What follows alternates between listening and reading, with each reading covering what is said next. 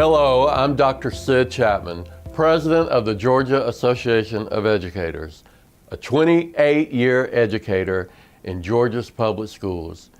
It is an honor to deliver the State of Education address to our members.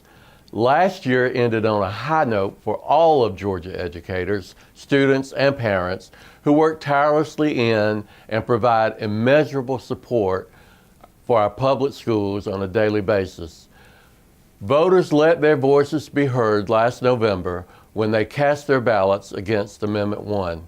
They resoundingly rejected a plan to diminish and in some cases wholly eliminate the role of local stakeholders in school administration decisions.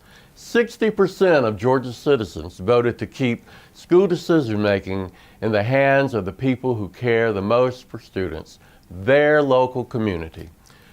During Governor Deal's State of the State address, we learned that he and Lieutenant Governor Cagle intend to, once again, set their sights on an effort to turn around the 153 Georgia schools that have received failing scores for at least 3 straight years.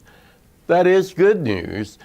It is refreshing to hear that Governor Deal intends to use his remaining time in office to work with the entire education community to create policy that will not only benefit our most vulnerable schools, but also their surrounding communities. Because the truth of the matter is, it's not just these schools that are struggling, but the communities they serve as well. There are a variety of failing systems that need to be restructured that affect schools and student success. Governor Deal spoke directly to those of us who insist that at the heart of the matter is a lack of resources. He went as far as to point out that education spending has increased over the last 4 years and now accounts for 50% of all new government growth. That is certainly true. But if we are going to be serious about fixing a broken system, we have to paint a true, clear, and complete picture. We still have not recovered from that austerity cuts that began after the economic downturn in 2008. Our state economy was devastated to the point where nothing was spared. Education has been underfunded ever since. GAE has pushed for pay increases, and we were encouraged by the announcement of a 2% pay increase for all state authorized teaching positions. It is a step in the right direction, given that the salary schedule has not seen an increase since fiscal year 2009. The governor spoke very highly of educators, calling them champions of knowledge.